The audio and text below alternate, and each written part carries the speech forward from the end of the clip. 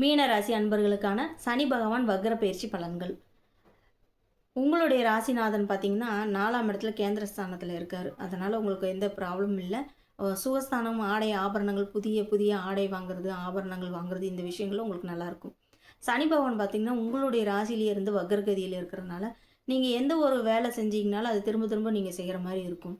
அப்போ சில புதிய மாற்றங்கள் உங்களுடைய வேலையில் உருவாக்கி கொடுத்தாலும் நீங்கள் வேலைக்கு போகாமல் வீட்டில் இருக்கக்கூடிய சூழ்நிலைகள் உங்களுக்கு உருவாக்கி கொடுத்துரும். அதனால் உங்களுடைய உடல்நிலையும் அதே சமயத்தில் உங்களோட உடல் ஆரோக்கியம் நீங்கள் நல்லா கவனமாக பார்த்துக்கணும்.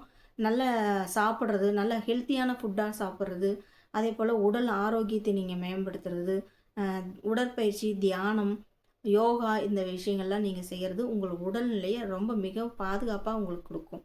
அதே போல் உணவு அப்படிங்கிற விஷயத்தில் பார்த்திங்கன்னா உணவு கட்டுப்பாடு கண்டிப்பாக வேணும். வயிறு சம்மந்தமான பிரச்சனைகள் இந்த மாதிரி இருக்கிறதுக்கு வாய்ப்பு இருக்குது, அதிகமாக இருக்குது. கால் வலி, முதுகு வலி, இந்த மாதிரி எலும்பு சம்மந்தமான பிரச்சனைகள் உங்களுக்கு வர்றதுக்கு வாய்ப்பு இருக்குது.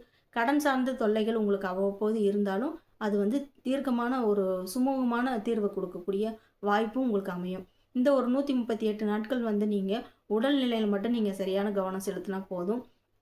யோகா, நீங்கள் தினமும் யோகா, உடற்பயிற்சி அல்லது தியானம் இதை நீங்கள் செய்யும்போது உங்கள் உடல் மனது ரெண்டுமே சீராக இருக்கும்.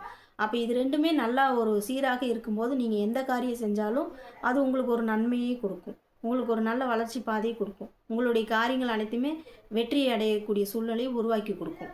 அப்போ உங்கள் உடல்நிலையில் நீங்கள் கவனம் செலுத்திக்கோங்க. உங்களுடைய சாப்பாடு விஷயத்தில் நீங்கள் உணவு கட்டுப்பாடு அப்படிங்கிறது ரொம்ப முக்கியம். அதே போல் மாணவர்கள் பார்த்திங்கன்னா ஒரு அவங்களுடைய உடல்நிலையுமே நல்லா கவனமாக இருந்ததுனா தான் ஒரு வெளியில் ஃபாஸ்ட் ஃபுட்டு இந்த மாதிரி அதிகமாக சாப்பிடாம ஹெல்த்தியான ஃபுட்டாக நம்ம சாப்பிடும்போது சிறுதானிய உணவு வகைகளை நீங்கள் சேர்த்துக்கிறது, குழந்தைகளாக இருக்கட்டும், பெரியவர்களாக இருக்கட்டும், பெரியோர்களாக இருக்கட்டும், எல்லாருக்குமே சிறுதானிய உணவு வகைகளை நீங்கள் சாப்பிட்றது, அதன் மூலமாக உங்களுடைய விஷயங்களை நீங்கள் கவனம் செலுத்துறது சாப்பாட்டில் அப்படிங்கும்போது உங்களுக்கு உடல் ஆரோக்கியமாக இருக்கும். உடல் ஆரோக்கியமாக இருந்தாலே உங்களுடைய எல்லா விஷயங்களுமே நீங்கள் தீர்க்கமான ஒரு முடிவு எடுக்கிற மனக்குழப்பம் இல்லாமல், மனப்பதட்டம் இல்லாமல், தடை தாமதம் இல்லாமல் நீங்கள் செய்யக்கூடிய செயல்கள் எல்லாமே உங்களுக்கு வெற்றியை கொடுக்கும். ஆகவே இந்த ஒரு 138 நாட்களும் உங்களுக்கு நல்ல ஒரு பொற்காலமாக அமையும் அப்படிங்கிறதுல எந்த சந்தேகமும் இல்லை. பரிகாரம்னு பார்த்தீங்கன்னா ரோட்டோரத்தில் இருக்கிற அனாதையாக இருக்கிறவங்களுக்கு அல்லது கீழ்நிலையில் வேலை பார்க்குறவங்க, துப்புரவு தொழிலாளர்கள், இவங்களுக்கெல்லாம் உதவி செய்கிறது மிகவும் நல்லது. அவங்களுக்கு சாப்பாடு வாங்கி கொடுக்கலாம்.